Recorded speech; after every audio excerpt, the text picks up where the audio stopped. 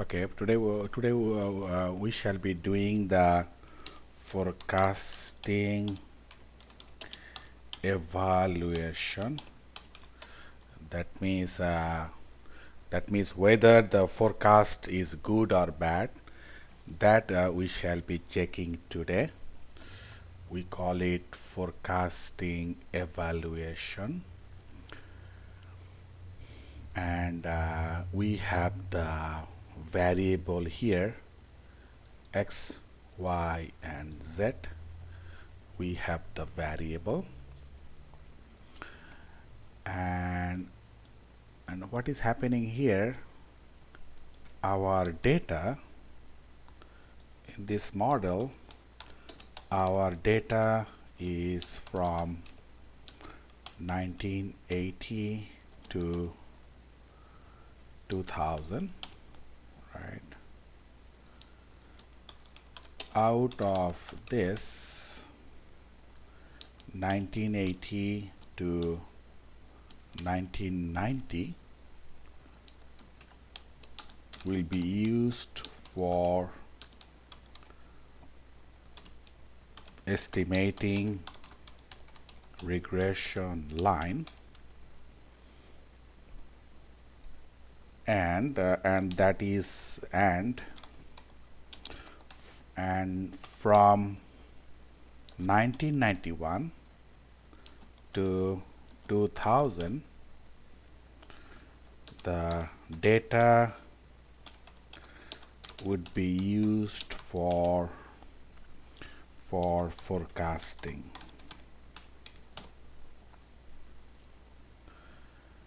Afterwards, we shall be evaluating forecasting. So that is our plan so far.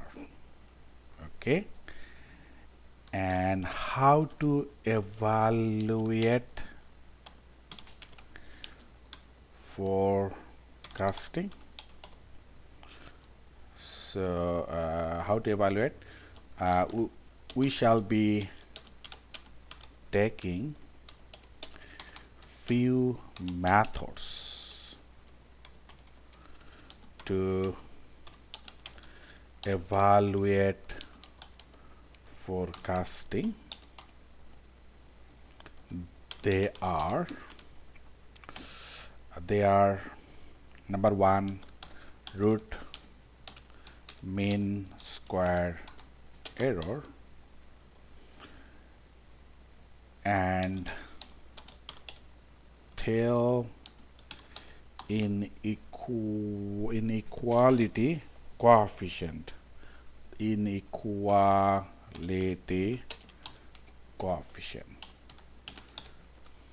So here root mean square error and tail inequality coefficient will be used to evaluate a forecasted model. Okay, so first we estimate our model as planned, right, from 1980 to 1990. Then from 1991 until 2000 we shall forecast our model. Okay. And here we shall have two models, right? So model number one is EQ1. EQ1, here the y would be dependent variable, and c is the constant, and x and z are the independent variable. That is model number one. And model number two is EQ2, in this model our dependent variable is y, c is the constant, and x is the independent variable.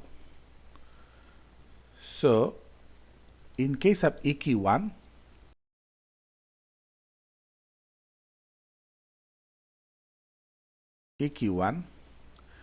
I have two independent variables, x and z. And in the second model, EQ2, I have only one independent variable, not two, only one. Here is 2 and here is 1. Afterwards, we shall compare both the EQ1 and EQ2. Which model has better forecasting forecasting ability? Which model has better forecasting ability? That we want to check, right? That we want to check model between EQ1 and EQ2, right? Which model has better forecasting ability? That we want to check finally. Okay, so yeah, so now we can estimate our three variable, right? You can see from here x, y, z, right? We can estimate these three easily, and that we shall do now.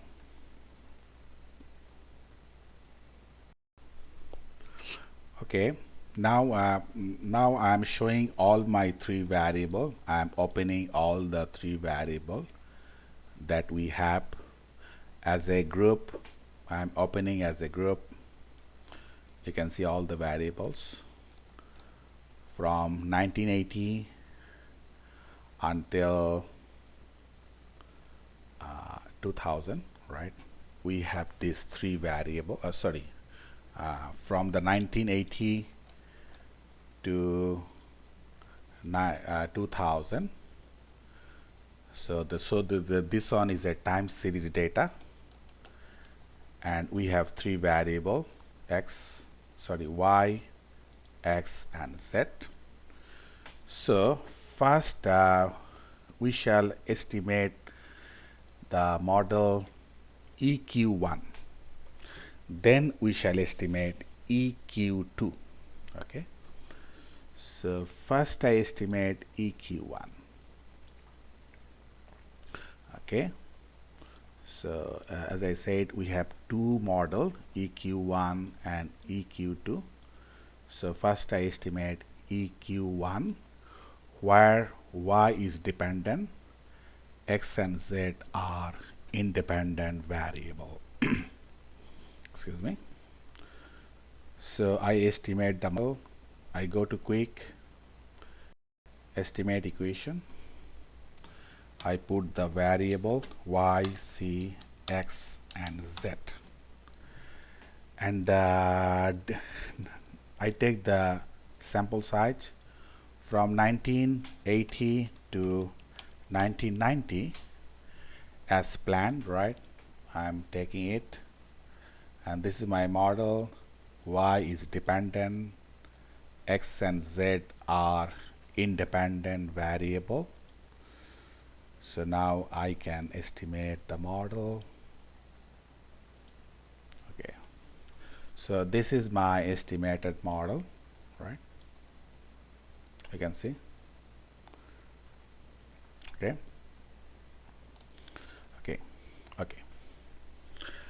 and you know that normally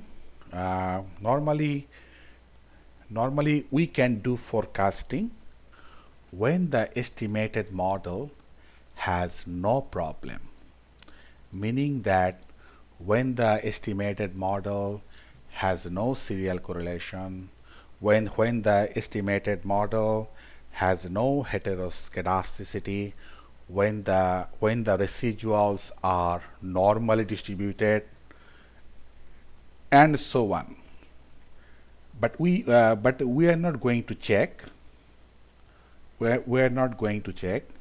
We just assume that our model that we have just estimated has no problem.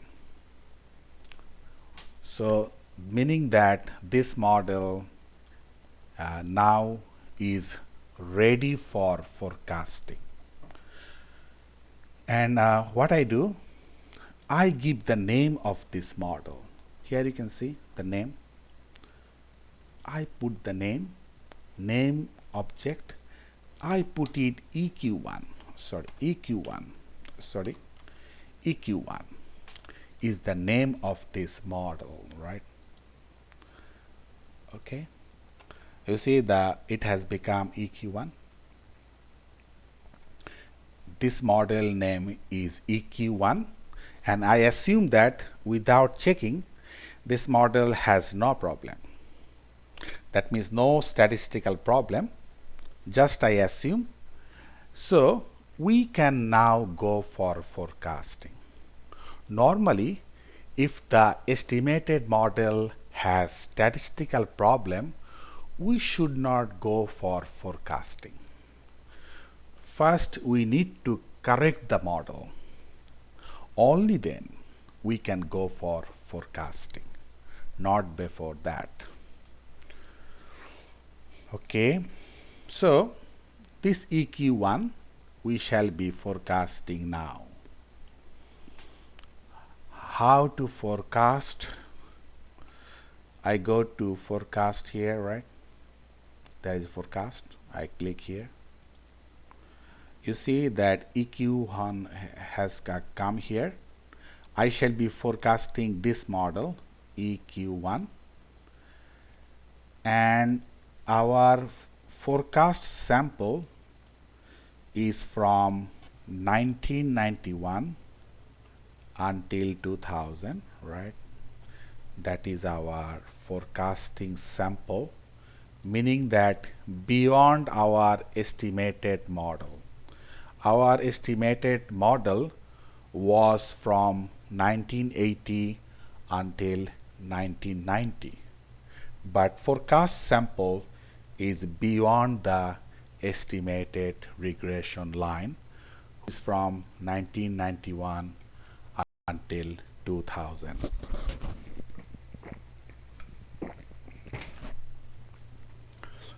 And what I do, this one I deselect, meaning that only forecasted value will be shown, right? Deselect, and forecast name, here forecast name I give it as EQ1. That means EQ1 will be forecasted. EQYF, that means Y is our dependent variable which shall be forecasted, right? Y is our dependent variable that will be forecasted, and the name is YF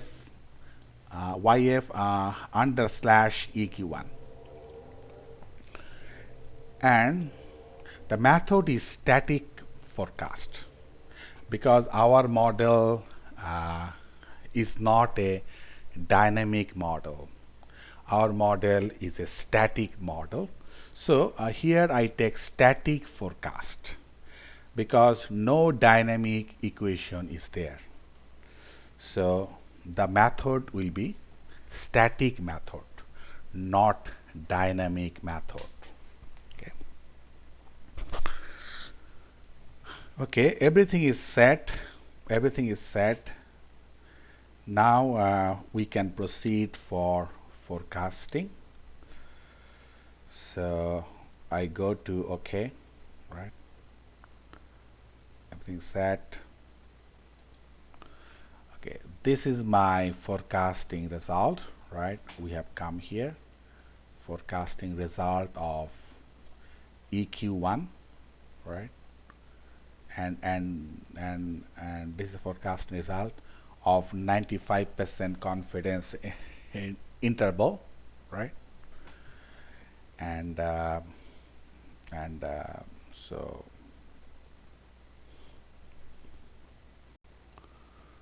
okay, and so this one is the forecasting model of EQ1, right? The model is EQ1, and this is the forecasting model,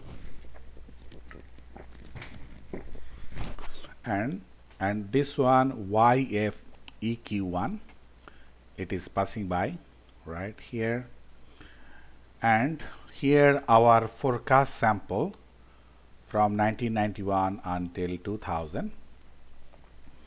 And you know, there are many methods of evaluation of this forecasting. There are many methods, but here, out of many methods, we shall be choosing, as I told, we shall be using root mean square error and tail inequality coefficient, right? We shall be using these two methods to evaluate the forecasting.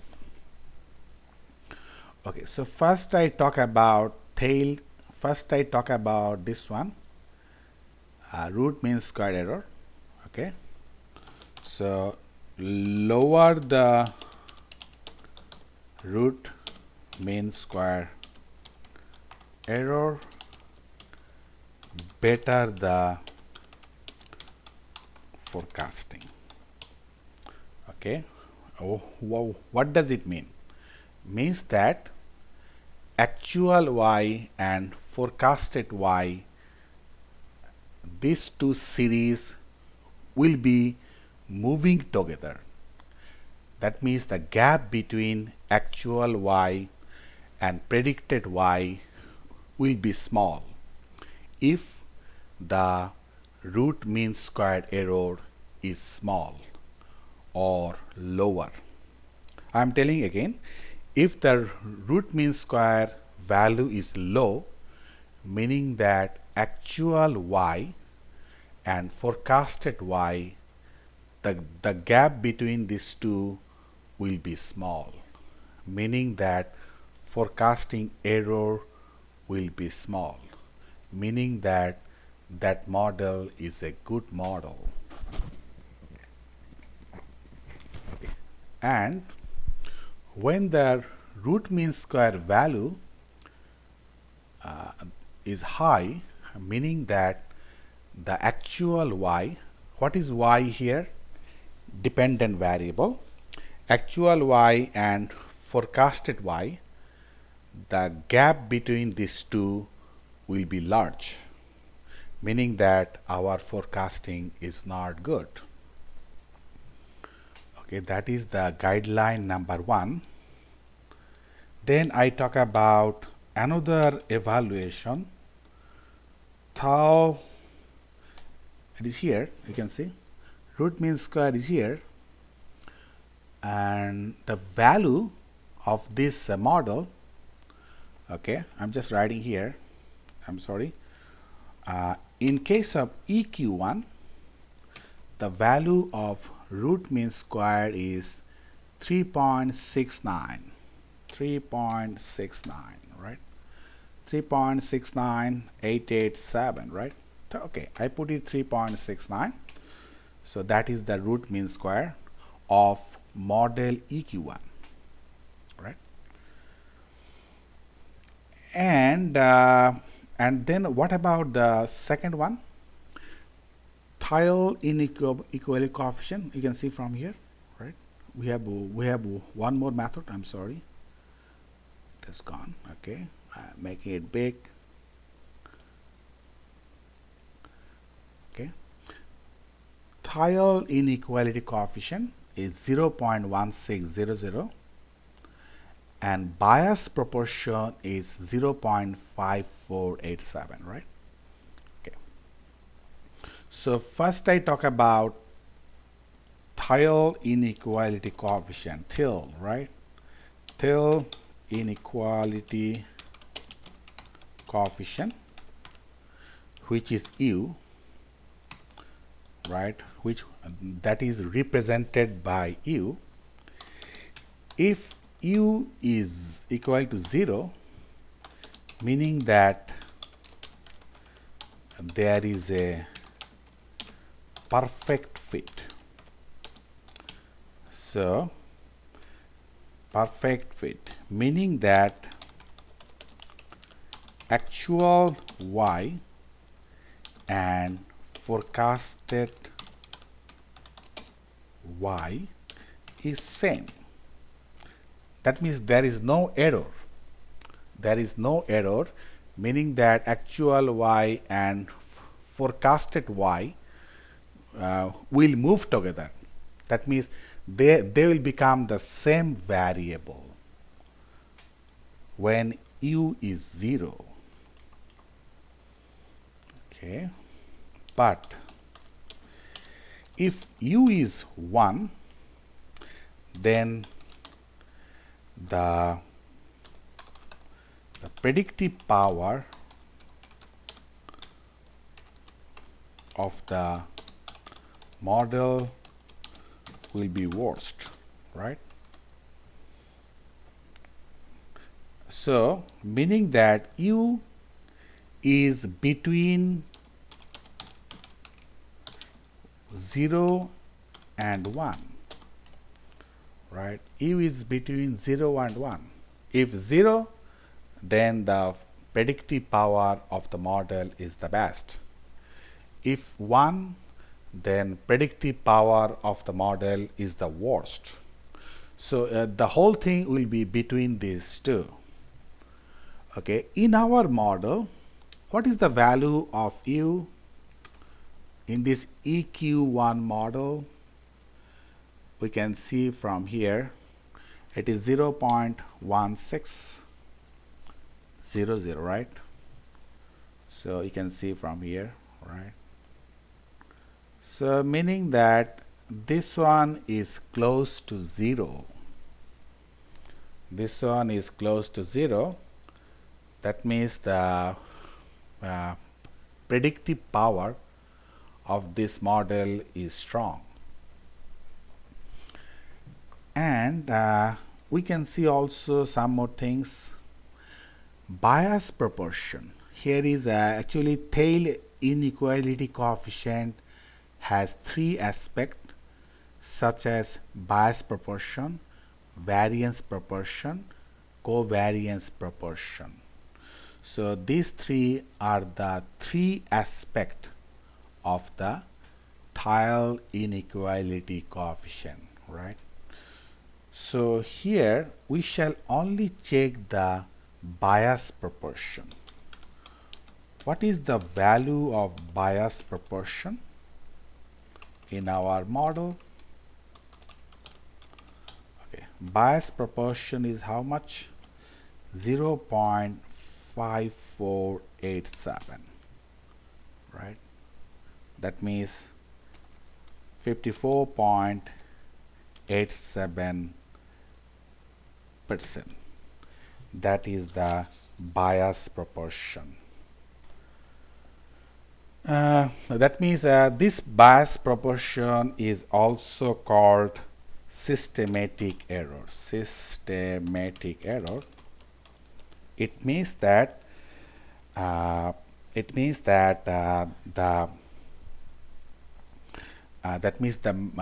gap between actual Y and the predicted Y. That means in other way, the gap between mean actual Y and the mean of the forecasted Y. That is the gap, right? Or bias. Bias between actual Y and forecasted Y. So, so here the bias is very high, 54.87%. that means actual y and for forecasted y, they have big gap. Okay, so what is the conclusion of this EQ1 model? In case of EQ1, I can do it here. Sorry. In case of EQ1, what is our decision of this model? Okay, so what is the decision of our model of our EQ1? Here, RMS means root mean square error is how much? It is 3.69, right? And then U, what is U? Tail inequality coefficient is how much? It is 0.1600, and bias is how much? 0.5487, meaning that 54.87%. So 87, where is percent? I can't see the button of percent. Okay, it's here. Okay, so so it is the conclusion of our model of EQ1. And now we shall be comparing this EQ1 with EQ2. Then we shall say which model is better. Okay. Okay. Now you can see our EQ1 that we have estimated and the forecasting value of EQ1, these two things are already saved in the work file. That we can see now. You see here our EQ1, that is this one, and the forecasting value of the dependent variable of EQ1 is also here. So these two are already saved, and in future we shall be using these two things. Okay, now we shall develop EQ2, right? As planned, we shall develop now EQ2 as our plan. So we shall build our EQ2 model, right? Okay. Okay, how to build? I go to quick estimate equation as before. Y is the dependent, C is the constant, and X is the independent variable. So we have this thing, and our sample size from 1980 to 1990. This is my sample size, right? 90, and this is my model, right? And we want to estimate it now, right? Okay. Okay, we estimate it. Okay, this is my model, right? New model, and I give a name of this model. You can see name here. I give it as EQ2. Sorry, EQ2. Right? The model name is EQ2. You can see from here. Okay. And you can see also from here, EQ2 is here, equation EQ2, and this is my model, and I shall forecast this model from 1991 until 2000. as planned. And we also assume that this model has no statistical problem. I just assume, right? So meaning that now I can use this model for forecasting because this model has no statistical error. That I just assume. Okay, so I go for forecasting as planned. So I press forecast and the sample size should be from 1991 to 2000, and this one I deselect, right? That means only forecasted of Y will be shown, and here and static forecast method we shall be using here. We shall be using here static forecasting method. So, and the forecast name of this one EQ1, I put it EQ2, right? EQ2. That means the dependent variable, which is Y, shall be forecasted of model EQ2. Okay, I think we are now set.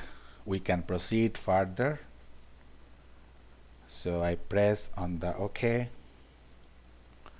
Yeah, this is my forecasted model of EQ2, right? This is my forecasted model of the EQ2.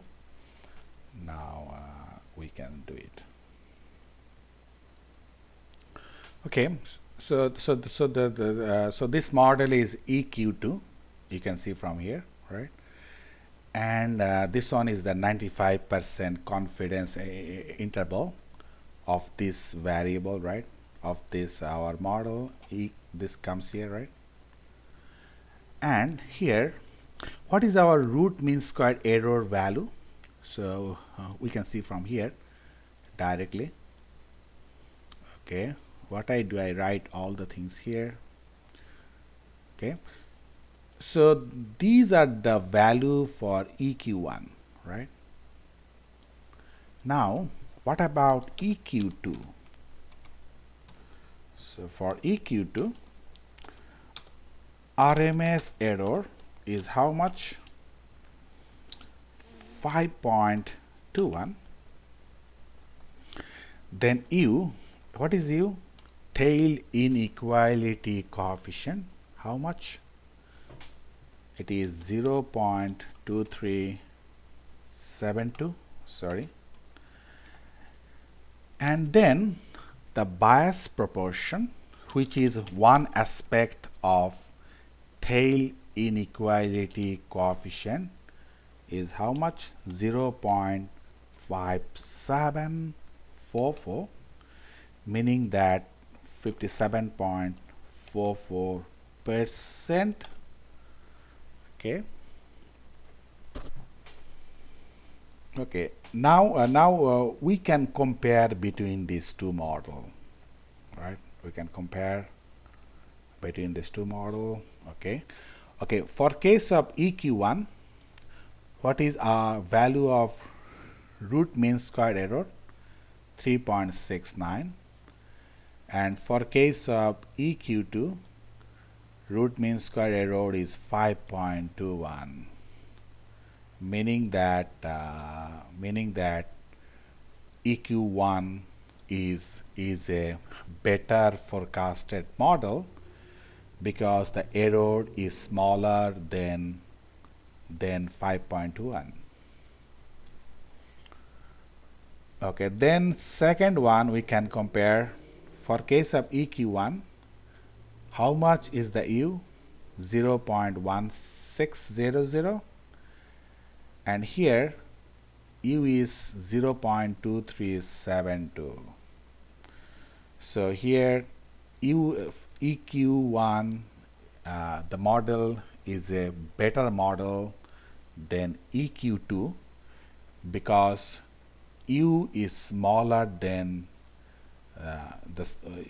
u is smaller than 0.2372. Okay, then I check about the last one, the bias proportion. In case of bias proportion, for case of EQ1, the bias is 54.87%, and here the bias is 57.44%, meaning that the bias in EQ1 is smaller than bias in EQ2. So here our decision is EQ1 has a better predictive power than EQ2. Okay, now the whole thing we can see physically by drawing a graph. That we want to see now. Okay, now we want to check physically which model is better, whether EQ1 and EQ2. That we want to check graphically. Okay, so how to check? So what we shall be doing, we shall be plotting the forecasted value of EQ1 and the forecasted value of EQ2, and also we shall forecast the actual Y value. Then we can compare between these three variables. That we shall do now. Okay, so what I do, I first go to my work file. It is here, work file. You can see the work file, and here you can see all the forecasted value of Y has been saved. You see from here, this is the forecasted value of Y of equation 1, and this one is the forecasted value of Y of equation 2, and this one is the actual Y value. Now I shall plot these three variables. Okay, and to plot, and I want to check which one out of these two is closer to Y. That I want to check. I open all the, as a group I open. Okay, you know, here it has come NA. Why? Because here only I have chosen the forecasted value, not the actual value. That is why NA is coming up. So this one is the forecasted value of EQ1.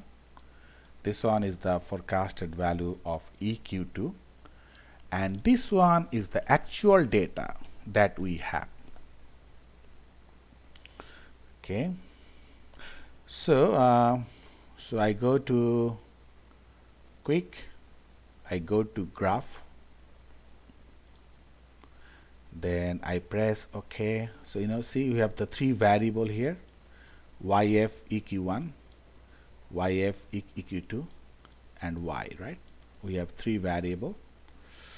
So it is here already. I go to OK, and line and symbol, I choose line and symbol. Okay, this one is our graphical representation. So what I am doing, I make it big, right, so that you can see better.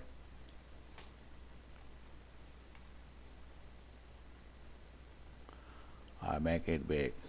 Just 1 minute.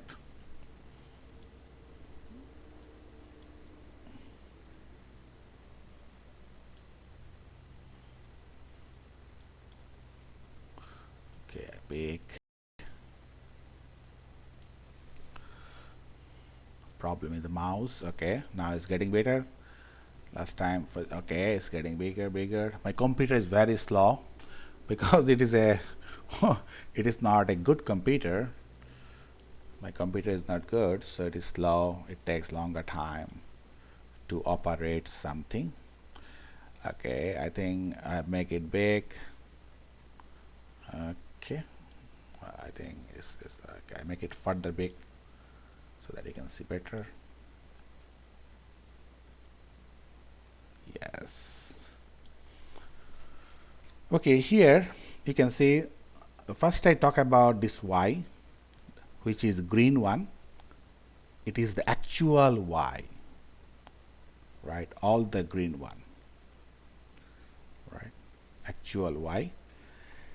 And this one, I think it is blue color. The forecasted value of y of equation EQ1 is blue color, right? Blue color is here, right? Forecasted value of y is here. This one blue color. And finally I see the red color, this one. Which one is the forecasted value of y of equation EQ2? That is this one, right?